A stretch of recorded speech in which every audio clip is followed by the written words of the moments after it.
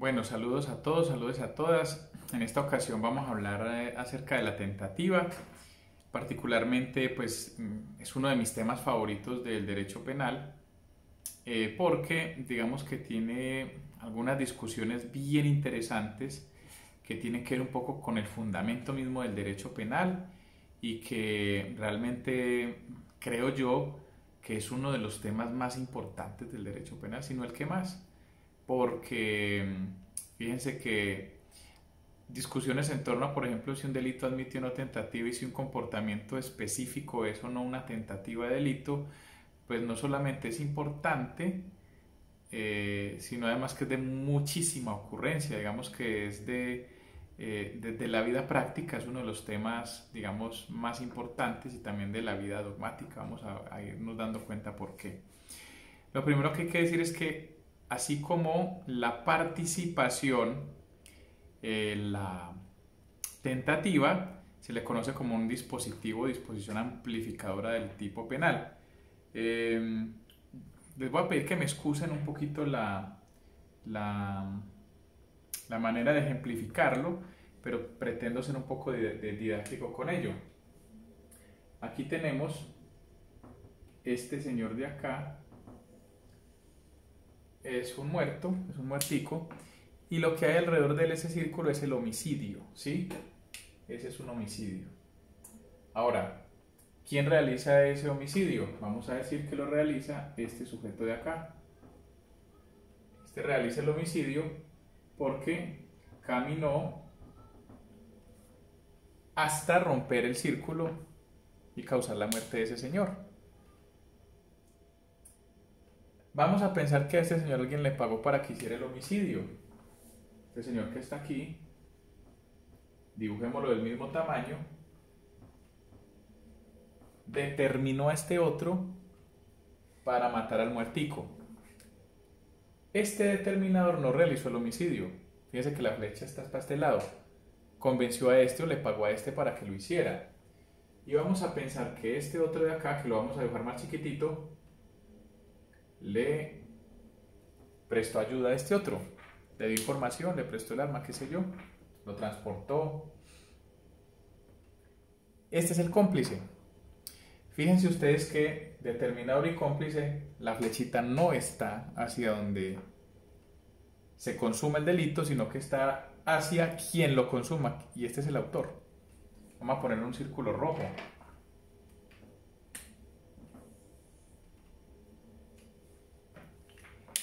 Significa eso que los partícipes, determinador y cómplice, no son autores porque no realizan la tipicidad. El tipo penal dice el que matare a otro. ¿Quién mató? Este, no estos. Vamos a poner en verde los que no mataron. Yo por eso les decía que me excusaran los dibujos, pero pues soy un poco la antigüita con esto. ¿Qué es lo que hace la tipicidad? La tipicidad se extiende para poder albergar a los verdes, a los que están en el círculo verde, porque si no quedarían impunes. Entonces lo que hace la tipicidad es ampliarse, ensancharse como si fuera un resorte que se va, digamos, agrandando para tratar de involucrar dentro de sí a lo que estaba por fuera, y hace esto, hace una especie de barriga espantosa esa, pero ustedes me entienden bien, y es que el que mataría a otro, ¿quién era? Este de acá. Este sí estaba acá porque entró, pero ahora que básicamente podemos decir los que estaban alrededor, para poder que su conducta se considere típica, necesitamos unas figuras jurídicas que digan responde quien determine a otro y responde quien le ayude a otro. Eso es una amplificación del tipo. La tentativa también es una amplificación del tipo. Ahora sí toca borrar.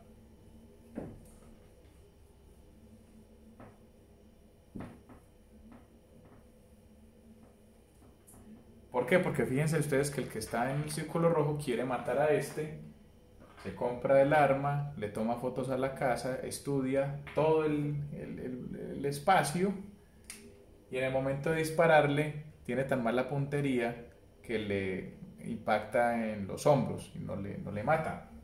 Entonces camina hacia la tipicidad, pero justo antes de matar se frustra. Entonces, el legislador lo que ha hecho es que en la conducta de este señor que venía caminando hacia la tipicidad de matar no logró perfeccionarse, entonces quedó por fuera. Lo que hace el legislador es lo siguiente: amplía la tipicidad para albergar esos comportamientos de intento o esos comportamientos de, digamos, de casi consumación, Por eso a la tentativa se le considera una disposición o un dispositivo amplificador del tipo. Ahora, vamos a plantearnos una de las grandes discusiones de una vez.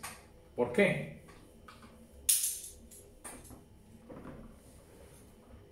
¿Por qué castigar al que intenta y no logra, sabiendo que no logró? Tenemos que hacer una de las discusiones, digamos, más interesantes, porque es que eso nos permite fundamentar un montón de soluciones a problemas, porque de una vez se los adelanto. Imagínense que yo intento matar a alguien y no lo logro, pero no lo logro porque yo mismo me arrepentí y yo mismo evité que el resultado ocurriera. Entonces hay una solución que en algunos sí dice: no se castiga la tentativa porque el que se arrepintió se echó para atrás. Fíjense que si eso es así, básicamente estamos diciendo lo importante es el comportamiento del sujeto y no tanto el daño, y en esa misma medida podría ocurrir otra cosa. Yo intento matar, me arrepiento, me echo para atrás, intento que la persona que yo casi mato no muera, pero finalmente muere. Alguien podría decir: pero también se arrepintió. Y si le reconocemos el arrepentimiento al primero, también se lo deberíamos reconocer al segundo. Entonces ahí es donde viene la discusión: pero es que hubo muerto y en el primer caso no. La pregunta es, ¿el fundamento de la tentativa es por el daño, por la lesión o la casi lesión, o es por lo que hace el autor? Es algo que vamos a llamar un poco de entrada desvalor de acto o desvalor de resultado, si me permiten esa expresión. Bueno, lo primero es que vamos al artículo 27 del Código Penal, que es el que regula la tentativa. Y como es una amplificación del tipo, fíjense ustedes que estamos buscando un resorte para estirarlo. Cuando usted estira el resorte se va quedando más delgado, más débil, que podría reventarse. Lo que significa que si vamos a estirar ese resorte es porque vamos a albergar dentro de la tipicidad un comportamiento que es menos grave que los otros de consumación. Y si es menos grave, entonces tenemos que ser muy juiciosos, digámoslo así, muy concienzudos con los requisitos para poder considerar que un comportamiento específico se puede entonces insertar o involucrar dentro de lo que vamos a considerar tentativa. Bueno, ¿por qué es importante decir eso? Porque vamos a ver dentro de los requisitos que habrá momentos donde haya que echar mano un poco del fundamento de la tentativa para poderlos aterrizar. Primero de los requisitos, dice la norma: el que iniciare la ejecución de una conducta típica mediante actos idóneos e inequívocamente dirigidos a su consumación. Más o menos así empieza el artículo 27. Vayan ustedes siguiendo ahí en sus códigos. De una vez nos va diciendo entonces que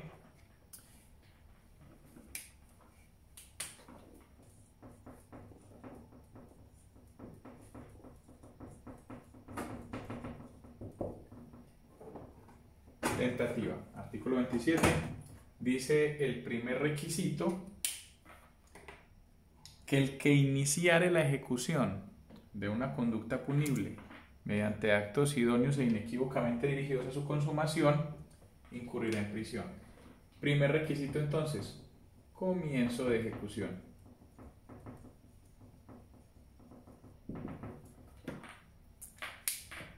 Debe haber un comienzo de ejecución. Y aquí es válida la pregunta: bueno, ¿cuándo comienza la ejecución de un delito? Y muchos dirán, pues cuando comienza. Y pues sí, cuando comienza. El problema es que si nosotros vamos a ver casos concretos, eso cuesta trabajo.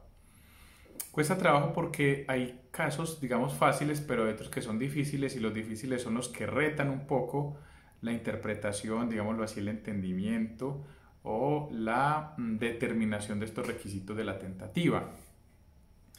Comienzo de ejecución. Uno puede decir, bueno, ¿cuándo comienza la ejecución? Pues cuando ya hay una exteriorización de la voluntad. Pero esa exteriorización se puede dar de muchas maneras. Hay quienes hacen, digamos, esto lo hacemos muchas veces simplemente como por honrar lo académico o la historia del derecho penal como nos la han contado. Y es que hay unos pasos que se suelen seguir en la realización de delitos y es a lo que vamos a llamarle iter criminis o camino del delito. Vamos a ponerlo de esta manera.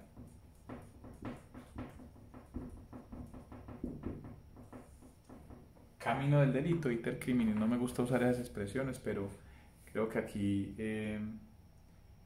lo que se busca de alguna manera es que ustedes, si encuentran eso en la literatura que yo les voy a compartir, pues estén familiarizados. Dice entonces que el iter criminis es básicamente los pasos que se suelen seguir para realizar un delito. Todo comienza con la idea, luego sigue con la planeación, luego sigue con la preparación, luego sigue con la ejecución,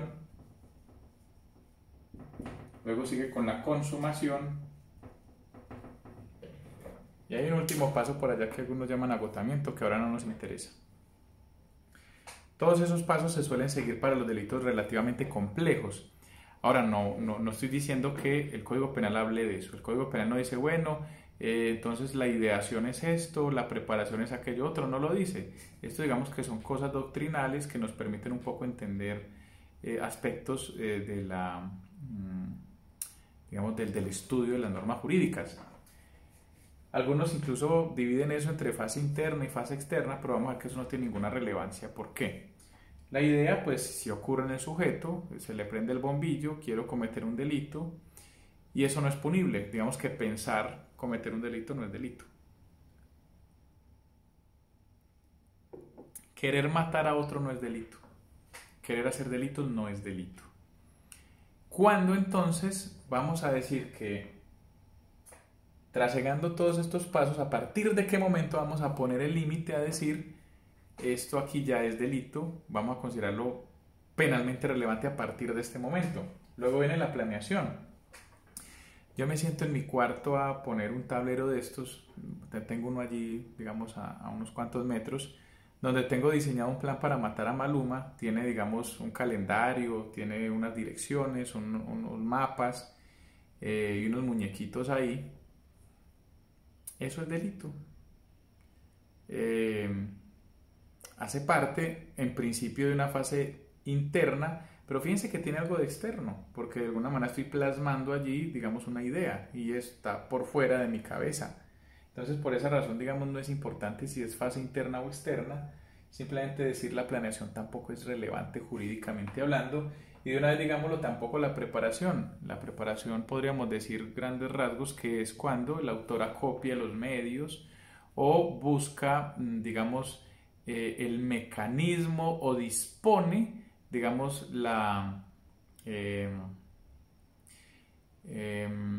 todo lo que integra el curso causal que va a poner en marcha al momento de la causación de la consumación. La ejecución podríamos decir, pues ya es cuando se está realizando el verbo rector del tipo penal. Ahí ya se empieza a realizar ese verbo rector. En el caso del homicidio sería cuando empiezo a matar, ¿sí? La consumación se da cuando ya se acaece el último de los requisitos de la tipicidad. En el caso del homicidio sería la muerte. Entonces fíjense que se puede separar la acción de matar de la muerte, porque yo puedo empezar a disparar y ahí ya empecé a matar, solo que el muerto puede ocurrir días o semanas después, ¿sí? Las heridas le causan la muerte a los días o a las semanas. Es separable, y esto es importante que lo vamos diciendo de una vez, es separable la ejecución de la consumación en un caso, por ejemplo, como el de un homicidio. Hay delitos donde esas dos cosas no son separables. Y les voy a poner un ejemplo. En un falso testimonio. Falso testimonio es ir a decir una mentira en una audiencia, en un juzgado. Entonces yo voy a la audiencia y cuando comienzo a decir la mentira, es decir, ya dije toda la mentira, al mismo tiempo se está consumando. O sea, cuando comienzo la ejecución, ahí mismo se está consumando. Es difícil separar la acción del autor de la consumación. Lo mismo puede pasar en un uso de documento falso. Yo exhibo mi pase de conducir falso al agente de tránsito para, qué sé yo, lo que sea, y en ese momento yo estoy, digamos, realizando la ejecución y al mismo tiempo se está consumando el delito. Eso pasa en ciertos delitos que por eso algunos llaman de simple actividad, y otros delitos, digamos, más complejos que algunos llaman de resultado, aunque enseguida vamos a ver por qué eso no es del todo exacto, pero por lo pronto, digámoslo, son esos delitos como el homicidio, en donde se puede separar la consumación de la acción del autor. Eso es importantísimo, esa separación de esos dos aspectos. Pero estamos viendo el primero de los requisitos de la tentativa, dice el que iniciare la ejecución de una conducta punible. Iniciare la ejecución. ¿Qué significa eso? Que de una vez el legislador me está diciendo, vea, como ya dijimos que la tentativa es una amplificación de la tipicidad, pues vamos a castigarla desde un momento que sea, digamos, social y penalmente relevante, que va a ser cuando ya se comience a materializar la ejecución. La preparación, digamos, es un estado muy precario desde el punto de vista de la antijuridicidad o de la proximidad al bien jurídico, llamémoslo así, para castigar la simple preparación de un delito. Es decir, yo hoy compro una motosierra para picar a Maluma, yo con esa compra realmente no estoy haciendo nada penalmente relevante, simplemente estoy reuniendo, compro un lazo para amarrarlo, gasolina para echarle, yo simplemente estoy preparando, eso no es punible. Por eso, entonces podríamos decir que aquí hay que determinar esta frontera, cuando pasamos de la preparación a la ejecución. Y decimos que es importante establecer el paso de la preparación a la ejecución, porque hay casos donde cuesta trabajo establecer eso. ¿Cómo en qué casos? Preguntarán ustedes. Bueno, casos, digamos, donde hay delitos más relativamente complejos o elaborados. Me hacía falta decir una cosa, y es que no siempre se dan todos esos pasos uno después del otro. Yo salgo de la calle con mi 9 milímetros y de repente en un semáforo me encuentro a Maluma y de inmediato lo saco y le disparo. Fíjense que yo ahí no estoy ni planeando ni preparando, sino que pasé de la idea a la consumación casi que de inmediato. Estamos hablando que estos son pasos que es importante distinguirlos para efectos de establecer unos puntos de relevancia jurídico-penal para ciertos casos concretos. Por ejemplo, la tentativa requiere que haya un comienzo de ejecución. ¿Cuándo comienza la ejecución en delitos complejos, como por ejemplo el homicidio en muchos casos o circunstancias? Como por ejemplo, cuando el sujeto empieza a reunir medios para luego ejecutar, como por ejemplo elabora explosivos, el veneno, el famoso caso del que se planea secuestrar al sujeto para luego llevárselo a un sótano, torturarlo y después matarlo. Fíjense que con toda esa cantidad de pasos que habría previos a la causación de la muerte, ¿cuál es el punto a partir del cual dijimos este sujeto realmente a partir de ahora fue que comenzó a ejecutar? Yo llamo a Maluma y le digo, buenas tardes Malumita, ¿cómo te ha ido? Es que te quiero invitar a mi casa porque te voy a preparar una cena para felicitarte por tu última producción, y entonces te espero a las 7.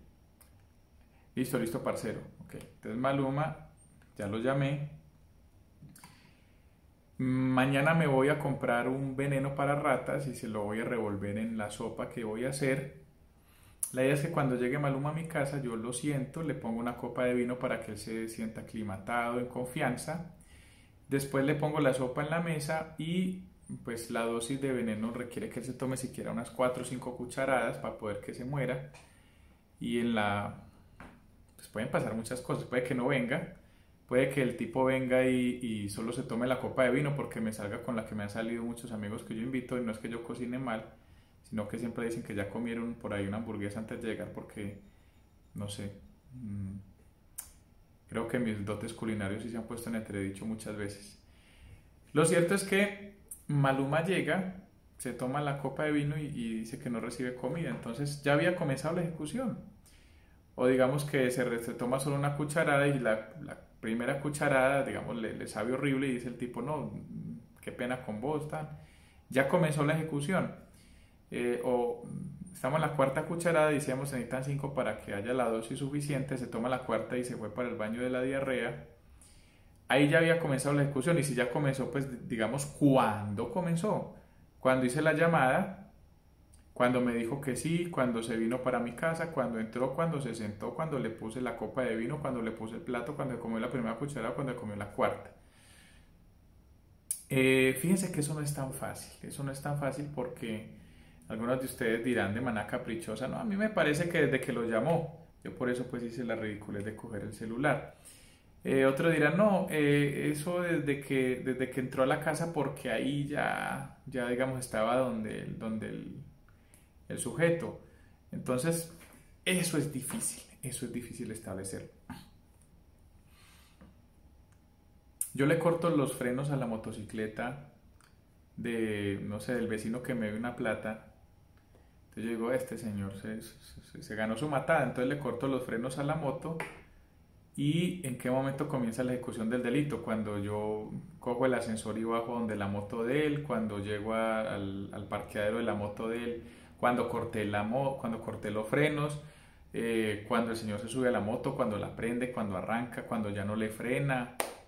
Fíjense que la determinación de cuándo comienza la ejecución es realmente relevante por todo lo que, digamos, podría encerrar. Me han contado casos de esas que pudieran llamar o que algunos llaman tentativas de delitos sexuales en el que el sujeto pues le da bebidas alcohólicas a su potencial víctima, se la está llevando hacia su casa o a la casa de la víctima, qué sé yo, entra a la habitación.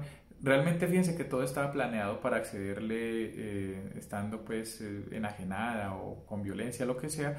El punto es, ¿cuándo comenzó todo? Si decimos pues el plan o la idea pues pudo haber comenzado de antes de salir, pero lo que nos parece relevante jurídico penalmente es cuándo comienza la ejecución, ¿sí? Entonces algunos dicen, se han propuesto digamos algunos criterios o teorías, ¿sí? La primera de ellas que estamos hablando de la determinación del comienzo de ejecución. La primera de ellas nos podría decir lo siguiente, no, el comienzo de ejecución se da cuando podríamos decir objetivamente que el bien jurídico ya está en peligro, que está en peligro concreto, ¿sí? Entonces podríamos decir que este es un criterio objetivo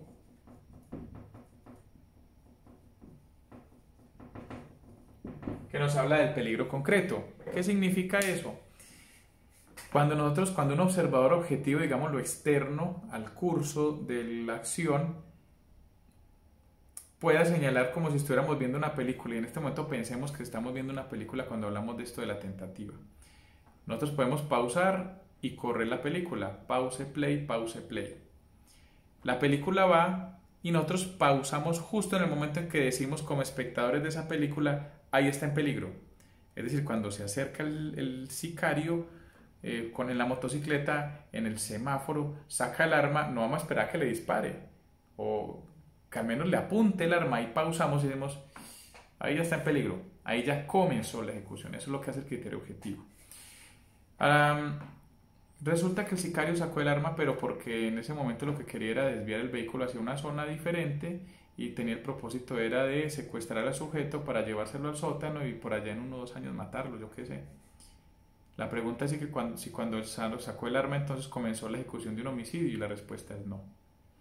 Fíjense que había que conocer un poco también lo que estaba pasando más allá de ser el espectador objetivo externo a el curso de los acontecimientos. Y es por eso que ahí nos proponen, no, el criterio objetivo no nos da toda la información necesaria para saber cuándo comienza la ejecución. Entonces vamos a hablar del subjetivo. Es el plan del autor. Hay que averiguar entonces para saber cuándo comienzan los actos ejecutivos en la cabeza del autor, cuándo estaba, digamos, programada la ejecución. Es decir, en qué momento ya estaba, según el autor, realizando los actos ejecutivos. Fíjense que sí parece superar un poco la propuesta anterior, pero nos mete en otro problema, y es que pues, el autor quería coger al sujeto, encerrarlo en un sótano, ponerle unas pirañas a que se le coman los pies, ponerle, digamos, despellejarlo con un pelapapas, y luego, bueno, no sé, ponerle canciones de Maluma, y finalmente con una motosierra irle cortando trozos mientras está vivo hasta que finalmente muera. La pregunta es, bueno, ¿y para el autor cuándo comienza la ejecución?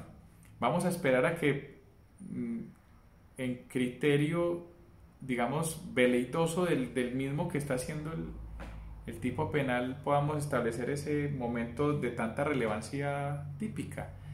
Entonces, digamos que hay quienes formulan esa crítica, otros que abogan por tratar de juntar ambos criterios en lo que podríamos llamar un criterio mixto, y que hacen la salomónica, digamos. Vamos a decir que se comienza la ejecución cuando dentro del plan del autor hay un peligro concreto. Ponen mucho de ejemplo, digamos, de esta cuestión, la famosa bomba que se le pone al sujeto. Hubo un caso, el de Yamid Amal, se le ponía una bomba por donde iba a pasar, y a los sujetos los capturan pues, antes de que explote la bomba. Entonces la pregunta es si llevó actos ejecutivos. Entonces alguien diría, no, pero vamos a decir que la bomba tenía un radio de acción de 2 cuadras, y si el carro de Yamid no alcanzó a estar dentro de esas 2 cuadras, no había peligro concreto. Fíjense que es un criterio objetivo, pero también no sabemos cuándo querían los sujetos hacer explotar la bomba.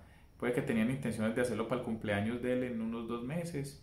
Entonces habría que esperar hasta que sepamos o determinemos todos esos datos de alguna manera psicológicos. Entonces habrá quien diga, no, la mejor manera de aproximarse a esa solución está un poco asociada con el modo donde mejor casen ambas cosas, ¿sí? Que ya efectivamente podamos decir que dentro de un plan específico, sin llegar hasta lo que caprichosamente sea para el autor el comienzo de ejecución, podamos afirmar aquí ya hay un riesgo objetivo, ¿cierto? Entonces, sin ir más allá, por lo pronto, digamos, este es un aspecto problemático que tiene distintas aristas, que es bueno que ustedes desde ya lo vayan advirtiendo. Comienzo de ejecución, entonces, primer requisito, vamos a ponerlo, es que me llené de marcadores y no sé cuál es el que sirve. Vamos a poner acá comienzo de ejecución.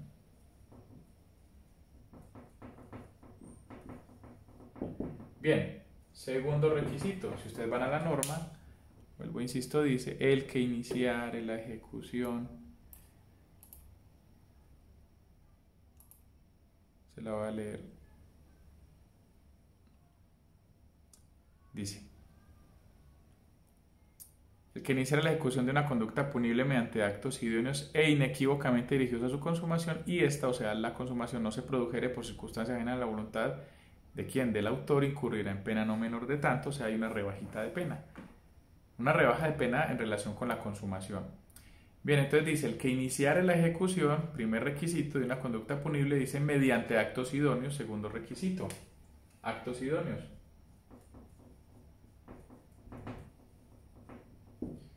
Este es uno de los requisitos de un comportamiento penalmente relevante que todos los estudiantes de Derecho ya conocen o dicen conocer,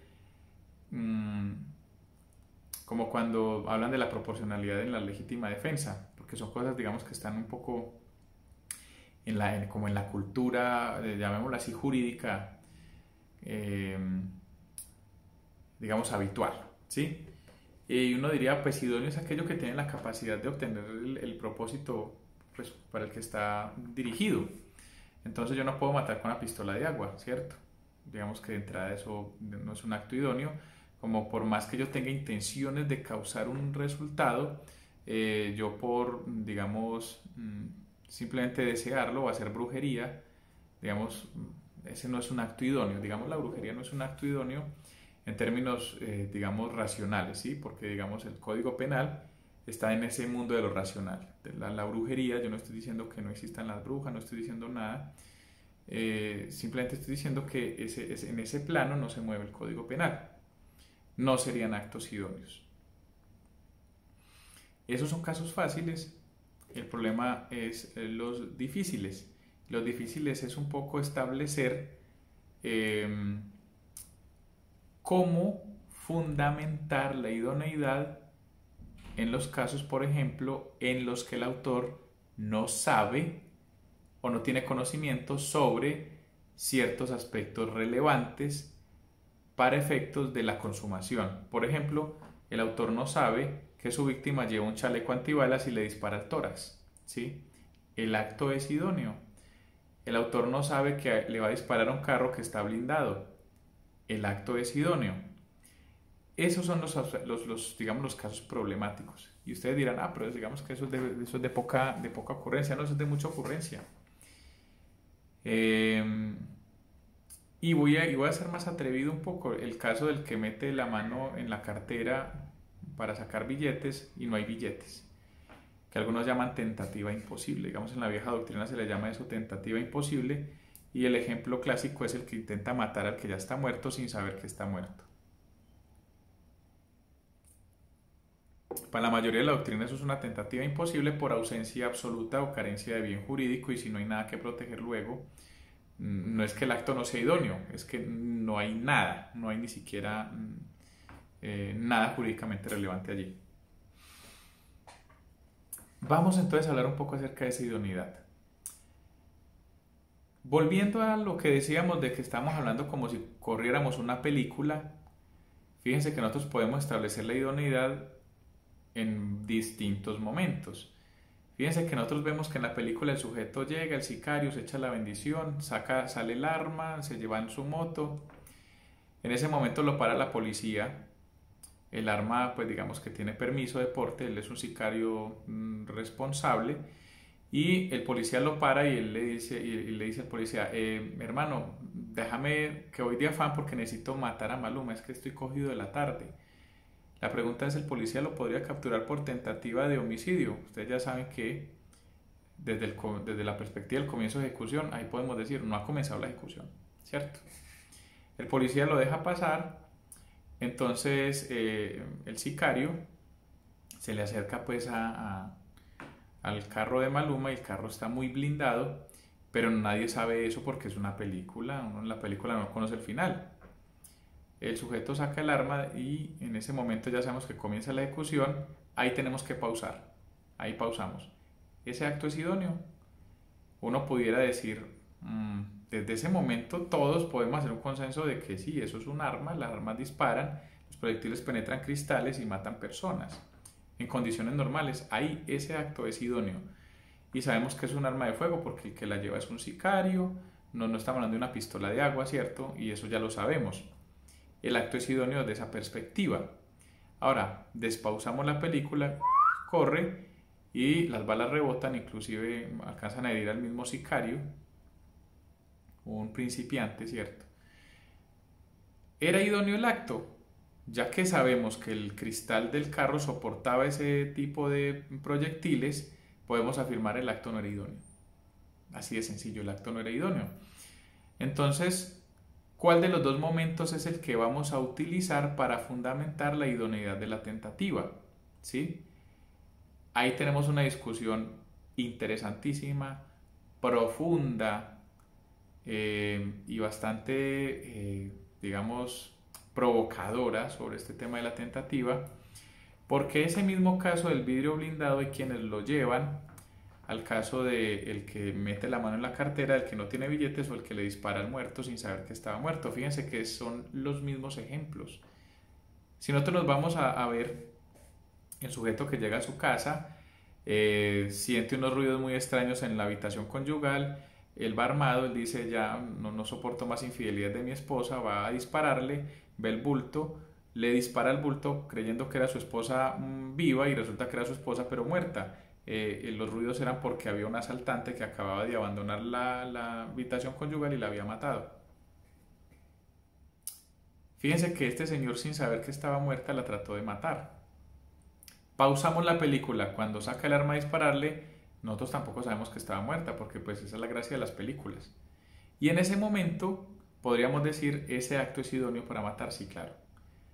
Corremos la cinta y nos damos cuenta que ella tenía, no sé, un lazo acá y estaba morada, o medicina legal nos lo dice para no enredarnos mucho. Lo cierto es que fíjense que con los datos que ocurren o que nosotros podemos obtener después, podemos establecer que la tentativa no era idónea, ¿cierto? O que no era posible que él, con sus medios, obtuviera el resultado porque algo faltaba. En este caso faltaba que ella estuviera viva, pero da igual que, por ejemplo, ella estuviera, no sé, hubiera huido con el ladrón y eso fuera el bulto de sábanas, da igual. ¿Y por qué da igual? Porque es que solamente hay dos perspectivas en las que yo puedo analizar la tentativa. Cuando comienza la ejecución, es decir, cuando pauso al comienzo, que a veces la vamos a llamar la perspectiva ex ante, y la que arroja el resto de la película cuando ya pasa todo, la ejecución, y es la que vamos a llamar ex post.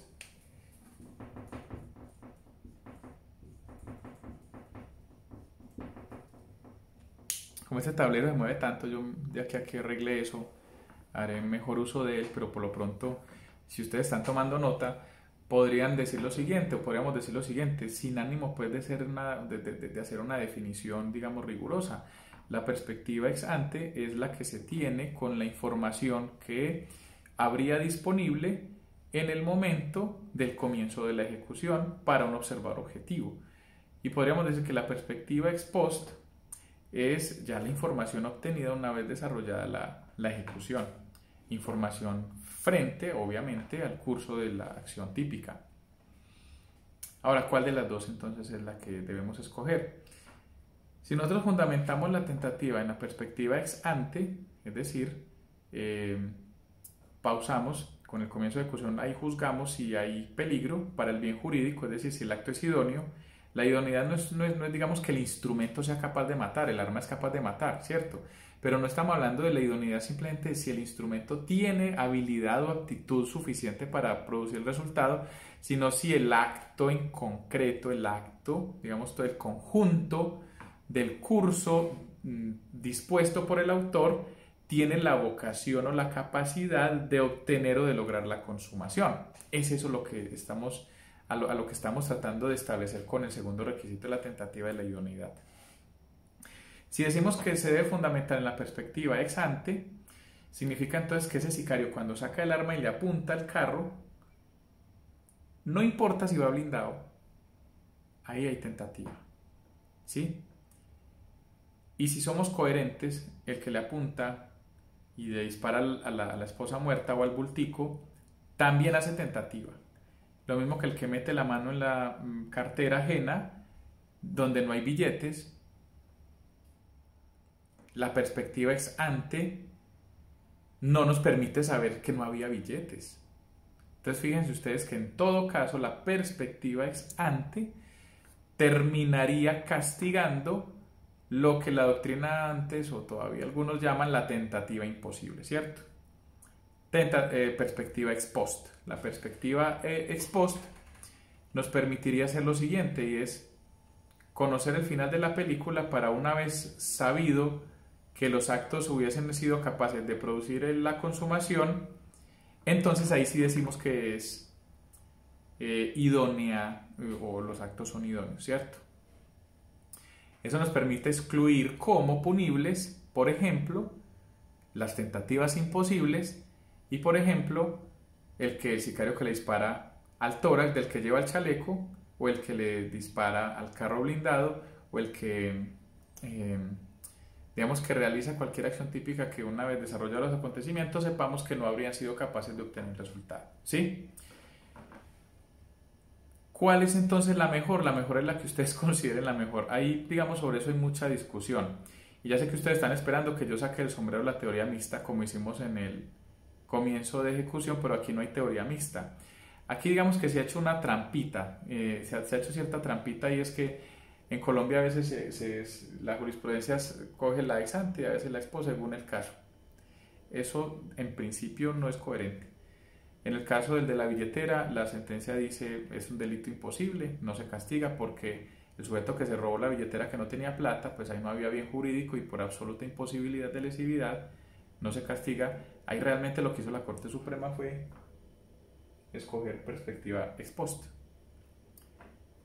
Pero en el caso del sicario que le dispara al carro blindado, ahí sí se pegan de la ex ante.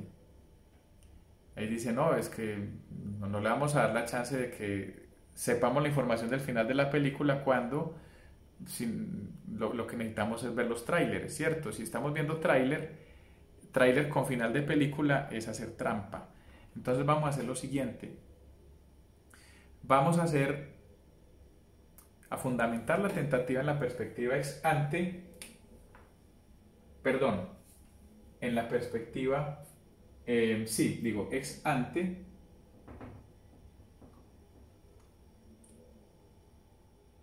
y decimos, vamos a exigirle algo más para que no sea tan exagerada esa perspectiva, que termine castigando el delito imposible. Vamos a decir ex ante y cogemos un trozo de la perspectiva ex post a lo que le vamos a llamar condiciones normales.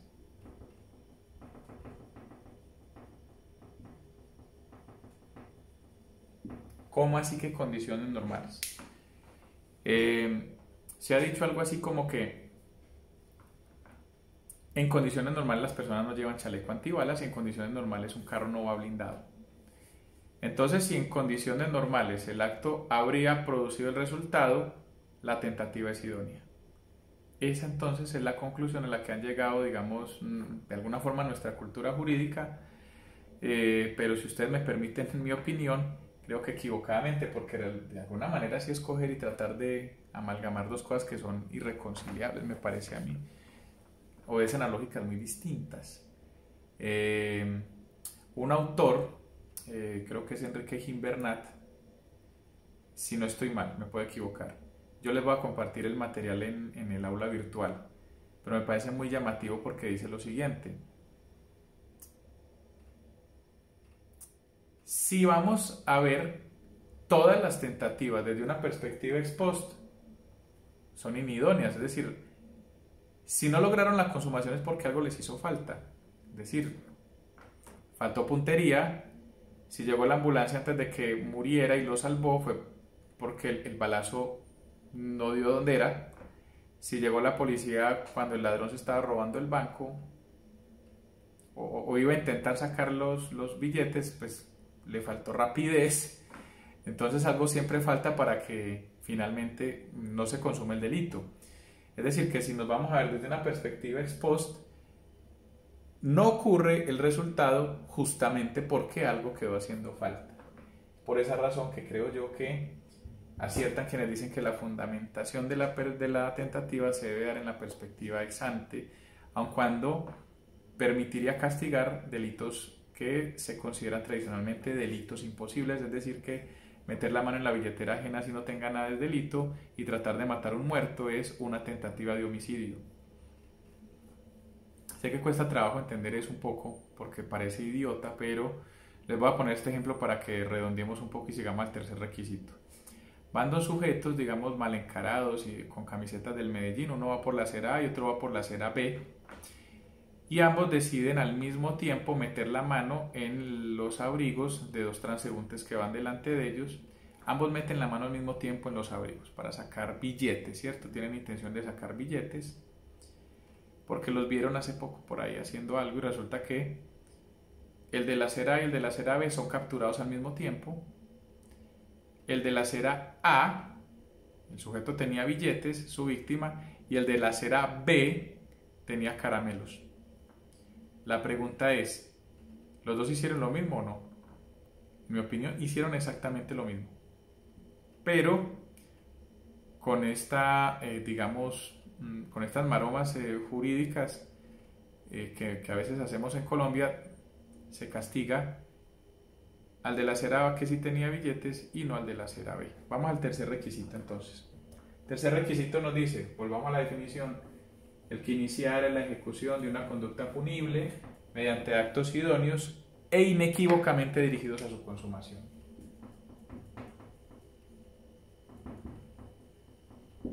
Inequívocamente dirigidos a la consumación. ¿Qué significa inequívocamente dirigidos a la consumación? Pues vamos a decirlo de una vez, dolo directo. Es decir, el autor tiene que perseguir la consumación de manera inequívoca, o sea que no puede haber dudas.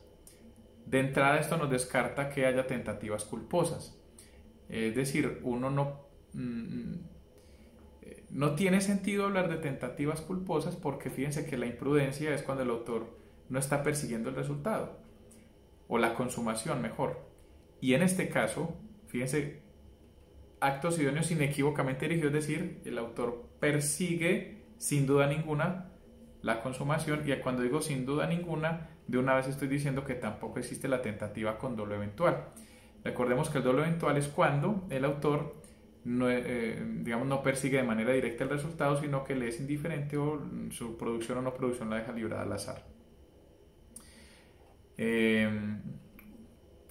Para reforzar esto, que es simplemente formal, la norma dice que los actos deben ser inequívocos, es decir, que la mera literalidad de la norma de una vez nos dice que no hay tentativa culposa ni con dolo eventual, pero digamos que hay una razón además, digamos, de tipo dogmático, si se quiere, para que no haya tentativas con dolo eventual. Por ejemplo, la siguiente, decíamos que es la tentativa, ese caucho que se estira para albergar conductas de intento, y como es un caucho estirado, si lo estiramos más de lo necesario se revienta. Entonces estirémoslo para que albergue conductas dolosas, y si lo estiramos más para coger las dolosas eventuales, realmente ya estamos exagerando con la punición, ¿sí? Entonces digamos que sería una razón de tipo material, y es que sería una extensión de la extensión. Bien, inequívocamente dirigido, ya dijimos, significa que tenga intención absolutamente dirigida, dolo directo. En principio eso no tiene, pues no hay muchos más comentarios que hacer aquí, no es que haya muchas teorías, ni es necesario acudir pues a discusiones importantes. Solamente quería hacer algunos apuntes sobre esto que me parecen importantes, y es que a veces se prescinde mucho del dolo, de la tentativa, para los casos que habitualmente pasan, digamos, en la vida cotidiana o que conocemos en los medios de comunicación. Casos paradigmáticos, el típico caso de la persona, cada 8 días pasa, el guarda de tránsito que le está dando la multa y se ubica en el capó del vehículo, hay el choque y uno de los intervinientes del choque se ubica en el capó del vehículo, y el sujeto simplemente con intenciones de huir arranca y se va. Entonces uno dice, bueno, en esa huida pues tal vez haya puesto en peligro la vida del otro. La pregunta es, ¿lo quería matar? Si la respuesta es que sí lo quería matar, habría tentativa. Pero ¿cómo entonces identificamos eso? Digamos que ya sería un problema probatorio. Hay casos en los que el sujeto atropella y se devuelve para pasarle las llantas otra vez por encima. Yo creo que ahí no tenemos discusión, hay como que sí quería matar. Normalmente, y esto digamos que me pagan un defecto gravísimo de la práctica judicial, se califican las tentativas por las lesiones. Es decir, llega un sujeto con, no sé, unas 5 o 7 puñaladitas, pues lo que llamamos en el bajo mundo los puntacitos. Esos puntacitos entonces son una tentativa de homicidio, y a veces dicen que son tentativas porque estaban cerquita de órganos vitales. ¿Serán tentativa de homicidio? Se requiere, yo creo, que información adicional para saber eso. La intención del autor no nos la da, digamos, solamente un dato empírico como las lesiones, porque fíjense que, por ejemplo, a la salida de un colegio en Medellín, una vez unas chicas se pusieron a pelear, una quería trasquilar a la otra y esta no se quería dejar. Entonces, para que se dejara, digamos que una de ellas la quería, digamos, ablandar un poquito con esos puntacitos de cuchillo, pero no era para matarla, era para ablandarla, ¿cierto? Uno ahí no puede, digamos, inferir una intención directa de matar o inequívoca, ¿cierto? Entonces, a veces llegan casos a los juzgados, y los jueces lo resuelven por lo que diga medicina legal. Medicina legal dice hubo peligro de muerte, entonces de una vez dicen que hubo una tentativa, y eso no es cierto. Porque fíjense este caso. Yo le disparo a un sujeto en la cabeza y la bala le pasa 2 centímetros. Entonces no hubo tentativa porque no hubo lesión grave. O fíjense este otro ejemplo. Yo le disparo a un sujeto a las piernas para inmovilizarlo, y pues tuve tan mala puntería que le perforé el hígado. ¿Hubo tentativa porque perforé el hígado? No. Puede pasar lo contrario.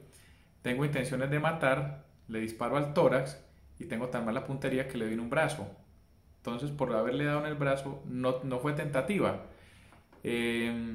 Hombre, habrá datos o contextos específicos en los que se pueda inferir la tentativa. Yo empujo a una persona de un segundo piso, no es fácil establecer si es una tentativa de homicidio por ese solo dato. Pero si yo lo empujo de un 30º piso, ahí como que sí lo quería matar. Entonces fíjense que los datos dependen muchísimo del contexto y de, por ejemplo, la conducta anterior, la intención o los motivos que pudiera tener uno el sujeto para poder establecer entonces que hay o no hay ese requisito de los actos inequívocamente dirigidos. Por eso es fundamental porque, por ejemplo, en esos casos de los ataques con ácido ha pasado que un sujeto le derrama ácido a alguien, le quiere marcar de por vida y dicen que es una tentativa de homicidio, porque el ácido podría, por las vías respiratorias, causar la muerte. Pero fíjense que el autor no tenía esa intención. Y hay muchos casos de lesiones donde tampoco. Pues, por ejemplo, no sé, yo ponía en un examen un caso de una señora que amputaba el pene de su marido porque le quería dar una lección de vida. Fíjense que no lo quería matar, ¿sí? No es una tentativa de homicidio. Entonces, bueno, hechas algunas consideraciones un poco ahí alrededor de esto, vamos al cuarto requisito, que es muy importante, que pudiéramos decir ausencia de consumación.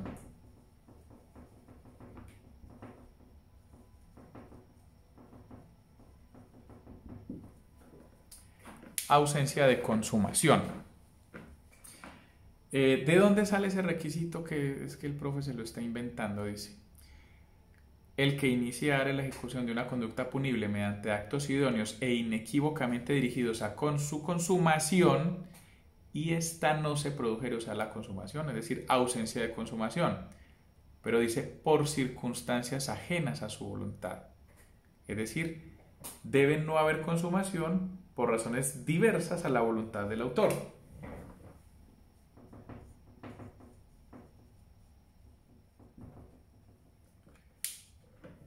Es decir, debe mediar un acto ajeno, digamos, al dominio o a la voluntad mejor del autor para que haya tentativa.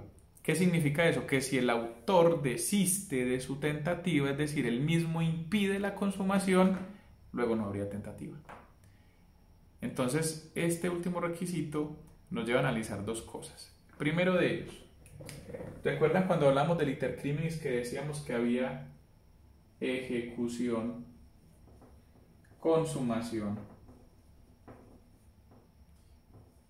Y dijimos, es posible que un comportamiento se ejecute y después se consume. Claro, en un homicidio, por ejemplo, yo le disparo al sujeto.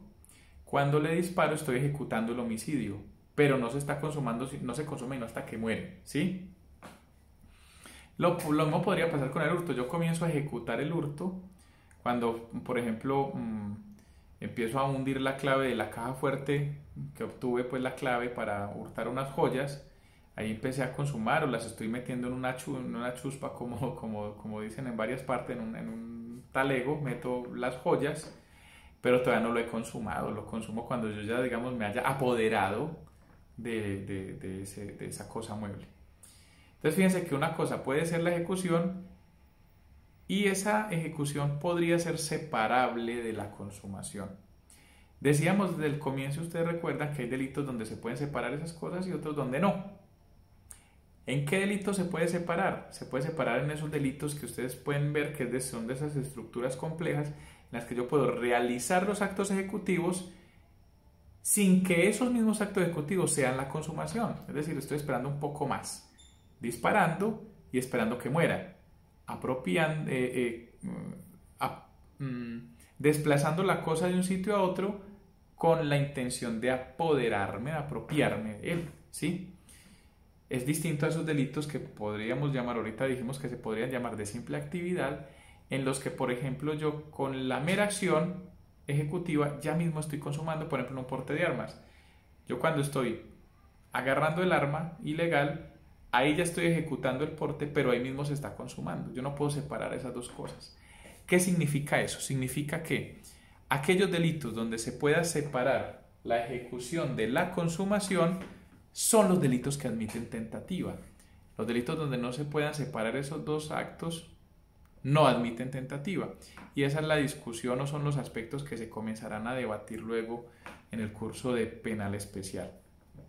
Dicho eso, entonces, vamos a decir que esta consumación, para que la tentativa sea tentativa, se debe impedir.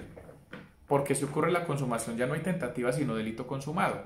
Entonces, para que no haya consumación, esa consumación debe haberla impedido una circunstancia diferente al querer del autor, ¿sí? Por ejemplo, llegó la ambulancia, llegó la policía, llegó Batman, lo que sea, impidió que se consumara el delito. Ahí hay tentativa. Porque si es el propio autor el que impide la consumación, ya no habría tentativa.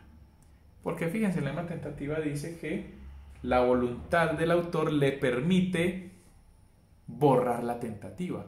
Ah, ¿cómo así que borrar la tentativa? Eso me suena como impunidad. Vamos a verlo. Pues primero que todo, el concepto de impunidad es bastante complejo y relativo. Este es el vodka.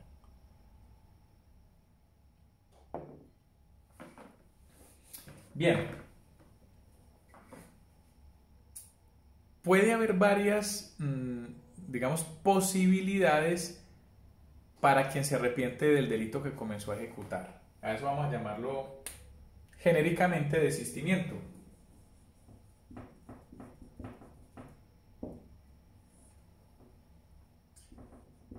Situación A. El autor desiste y él mismo impide el resultado. O mejor digámoslo, se arrepiente y él impide el resultado. Arrepiente, impide. Opción B, se arrepiente, intenta impedir,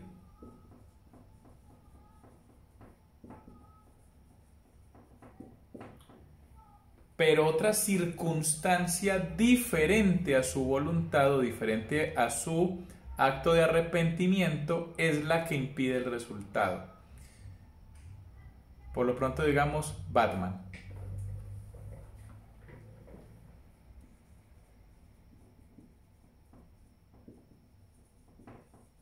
Batman impide. Opción C, el autor se arrepiente, intenta impedir,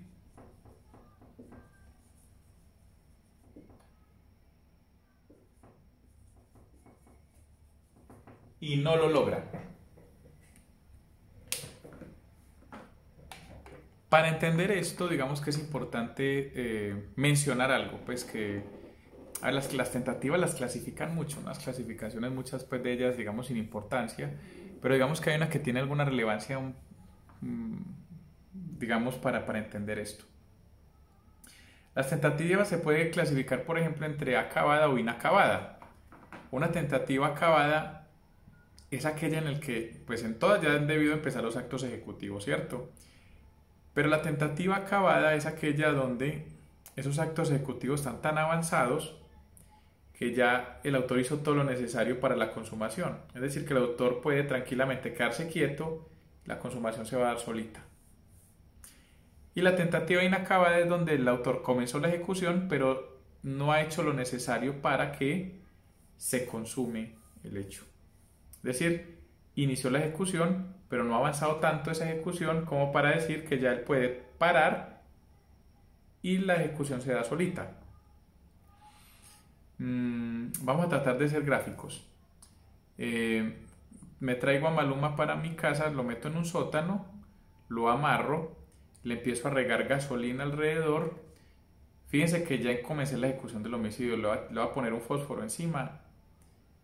Y cuando tiro el fósforo, fíjense que ya hice todo lo necesario para que se muriera. En ese momento pueden llegar los bomberos o puede llegar Batman y lo puede salvar, ¿cierto? O el tipo, no sé, se toma un Red Bull, coge alas y se vuela. Pero fíjense que esa sería una circunstancia ajena a mi voluntad, ¿cierto? Pero yo ya hice todo lo necesario para lograr la consumación.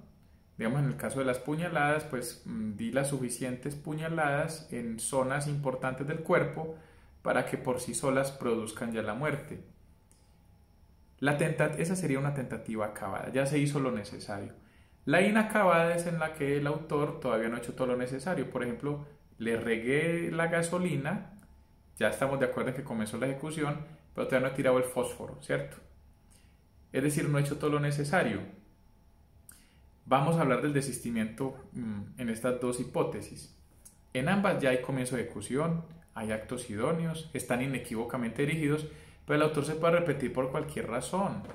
Digamos que en ese momento Maluma me ofrece plata, en ese momento me iluminó el Espíritu Santo, lo que sea, ¿sí?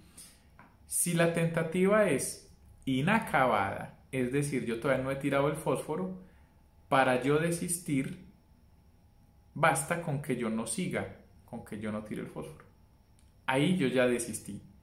Si la tentativa es acabada, por ejemplo, yo ya tiré el fósforo y hay el incendio, yo tengo que impedir la muerte. Es decir, tengo que deshacer los pasos que ya di. O apagar el incendio, o yo ser Batman y llevarme a Maluma del incendio, ¿cierto? Lo mismo que en el caso de las puñaladas. Si yo apenas di los puntacitos, digamos, introductorios del homicidio, todavía no son suficientes para matar por sí solos, basta con que yo simplemente pare. Pero si yo ya di muchos suficientes para matar, yo mismo tengo que impedir la muerte. Entonces yo tengo que deshacer los pasos, tengo que hacer actos que impidan que mi propio comportamiento produzca el resultado, para poder decirse que he desistido. ¿Listo? Si yo he logrado desistir en tentativa inacabada parando o en tentativa acabada devolviendo los pasos, si yo logro desistir, no se castiga la tentativa. ¿Por qué? Porque fíjense que el último requisito dice ausencia de consumación por razones ajenas a la voluntad del autor. O sea que si es mi voluntad impedir la consumación, luego no hay tentativa.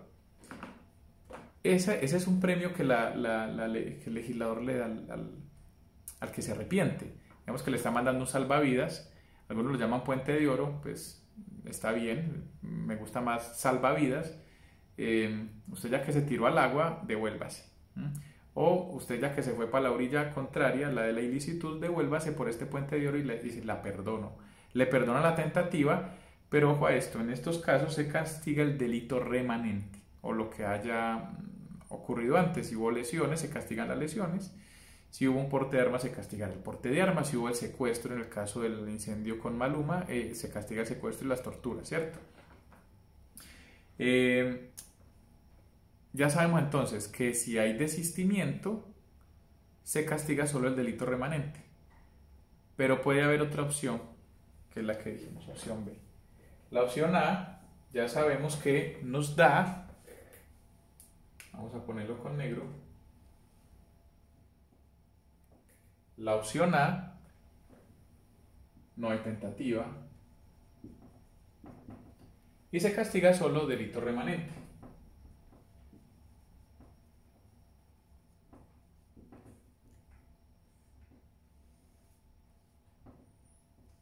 Vamos a ver qué pasa en la opción B. Dijimos, el autor se arrepiente, hace lo necesario para impedir la consumación, es decir, comenzó la ejecución, se trató de volver, ahí estaríamos en un caso de una tentativa acabada, pero resulta que la no consumación ocurre por una circunstancia ajena a su voluntad, es decir, llegó Batman y fue Batman el que impidió la consumación.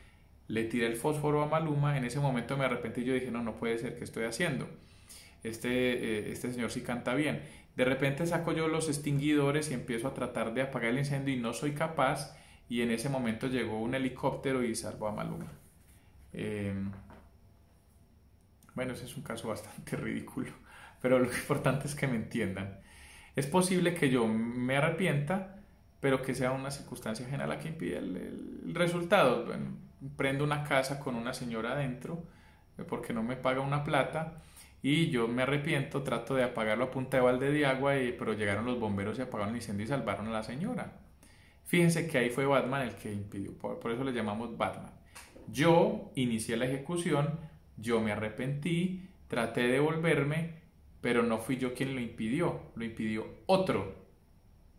¿Qué pasaría en ese caso? El Código Penal lo resuelve de la siguiente manera. Dice que si eh, la no producción de la consumación, creo que lo llama resultado, se da por circunstancias ajenas a la voluntad del autor, pero éste ha realizado todo lo necesario para impedirla, se le castiga la tentativa, pero con la pena más bajita. Es una redacción bastante torpe, pero dice más o menos lo siguiente, dice: cuando la conducta punible no se consuma por circunstancias ajenas a la voluntad del autor o partícipe, incurrirá en pena, ojo, no menor de la tercera parte ni mayor de bla bla bla, si voluntariamente ha realizado todos los esfuerzos necesarios para impedirla, ¿sí? Es decir, que es una especie de tentativa atenuada. Fíjense, el autor se arrepiente, no digamos que desiste, aunque a mí me gustaría decir que desiste, pero algunos le llaman eso desistimiento fracasado. El autor se arrepiente, pero fue otra razón la que impidió la consumación y no su arrepentimiento. A eso algunos le llaman desistimiento fracasado. Digamos que eso da lugar, entonces, fíjense la flecha, me perdonan lo feo del tablero, eso da lugar a una tentativa atenuada.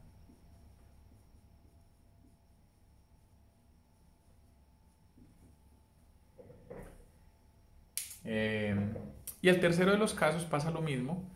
El autor se arrepiente, hace lo necesario para impedir la consumación y la consumación ocurre, es decir, el sujeto muere. Me arrepiento del incendio a Maluma, le tiro agua, extinguidor, todas las cosas, pero el tipo muere. Lo mismo, incendio la casa de la viejita o de la señora que me dé plata, trato de apagar incendio y resulta que todos mis esfuerzos fueron insuficientes, la señora se muere. Bien, fíjense que en ese caso no hay nada que hacer, se castiga el delito consumado. Ahí no hubo tentativa, hubo resultado, así que al haber resultado luego, se castiga el delito consumado. La pregunta, o digamos que el tema que a mí me parece más apasionante de polemizar en este caso, y creo yo que es uno de los más chéveres o los más ricos del derecho penal, es lo siguiente. En los tres casos el autor hizo lo mismo. Comenzó la ejecución, se arrepintió y trató de que no acaeciera el resultado. En el primer caso, él lo impidió, no le pasa nada, pues tentativa queda impune. En el segundo caso, se arrepiente, pero es otro el que lo impide, Batman, se le castiga la tentativa con una rebajilla. Pero en el tercer caso, hace exactamente lo mismo que en los dos anteriores, pero se le castiga por lo que ocurrió el resultado. La pregunta es, ¿se justifica el diferente tratamiento a pesar de que el autor hace exactamente lo mismo y lo vamos a condenar en los últimos dos casos por su mala suerte? Y vamos a mirar en el caso de Batman que ese es mejor todavía. Fíjense este otro problema. Si a mí me dan una tentativa atenuada, es decir, me castigan porque sea otro el que impide el resultado, significa que lo mejor es que yo sea el que lo trate de impedir y no pida ayuda. Porque si otro lo impide, o mejor, que trate de impedir que otro ayude. Porque si soy yo el que impide el resultado, a mí el derecho me premia con, digamos, la impunidad de la tentativa, pero si permito que otro ayude, el que se lleva los créditos es el otro y a mí me castigan con la tentativa atenuada, pero igual me están castigando. Fíjense que de alguna manera el mensaje es un poco contradictorio porque me está diciendo el derecho: le doy puente de oro, es decir, le doy impunidad si usted se arrepiente y usted mismo impide el resultado, pero si usted se arrepiente y otro lo impide, puente de oro no, puente de plata, ¿cierto? Es decir, se le castiga la tentativa pero atenuada. ¿Eso qué mensaje significa o qué mensaje de alguna manera es? Hágalo usted mismo, impídalo usted mismo y no se ayude en nadie, o mejor, no permita que otros impidan el resultado porque entonces usted se va para la cárcel. Eso por un lado, y por otro lado, ¿qué pasa en los casos de los delitos contra la vida? Por ejemplo, el sujeto empieza a hacer la ejecución de una tentativa de homicidio, feminicidio, el que este caso ha pasado, el sujeto llega borracho a la casa, golpea a la esposa, está gravemente herida y al otro día en el medio del guayabo la vea está sangrando incluso mal se la lleva para el hospital y la salvan en el hospital. Alguien diría, bueno, fue él el que la salvó porque realmente los médicos pusieron las manos, pero él fue el que la puso en manos de los médicos. Y entonces ahí viene un problema, digamos, de interpretación también, o que algunos dicen, es que los médicos son los que salvan, no salva el sujeto que la lleva al médico o el que llama a la ambulancia. Y creo que digamos que eso es pecar un poco de exceso de naturalismo en este tema. Y es que, en mi opinión, pues esto también lo dejaré para foros de discusión y les compartiré literatura sobre eso, ni más faltaba, pues no tienen que pensar como yo, pero digamos que es un poco pasado exigirle al sujeto que sea el mismo el que coja, si ya apuñaló a alguien, que sea el mismo el que le remiende, le ponga suero y le salve la vida, porque si llama al médico, entonces los créditos se los lleva el médico y a él le dan, digamos, le castigan. Quería dejar entonces planteadas, como les decía, algunas cuestiones varias. Ya les formularé algunas preguntas, les pondré algunos casos problemáticos, qué pasa con esas tentativas, comillas tentativas, en delitos patrimoniales. Por ejemplo, los que, no sé, entran a un almacén, el que entra al almacén con una camisa, una chaqueta del Medellín, se trata de meter medias botellas de eso que toman los del Medellín como aperitivo de caña y eso. En ese momento, como él entró con esa camiseta, todas las cámaras y todos los gorilas del almacén empiezan a rodearlo, él de ahí no puede salir. La pregunta es si hay una tentativa, y muchos dicen que sí. Y a veces les pongo este otro caso del sujeto que entra a la bóveda del Banco de la República porque se cogió la clave para entrar, entra. Lo que no cayó en cuenta es que la puerta se cerraba y él se quedaba dentro. Y él con todo ese montón de plata empieza a hacer fiesta, a decir que se volvió millonario. Sí, ese caso lo ven diferente. Entre muchos otros, pues porque digamos que, como les decía, me parece un tema bastante apasionante. ¿Qué pasa con el que se mete a robar en Continental Towers? Se metió a robar sin saber que, no, que estaban desocupados los apartamentos, el que corta los frenos del carro, de la moto, entre muchos otros, cuando comienza la ejecución. Y finalmente el borracho que cogieron dentro de un carro, que se iba a robar el carro y se quedó dormido dentro del carro. Entonces les agradezco mucho por su atención y nos vemos hasta una próxima.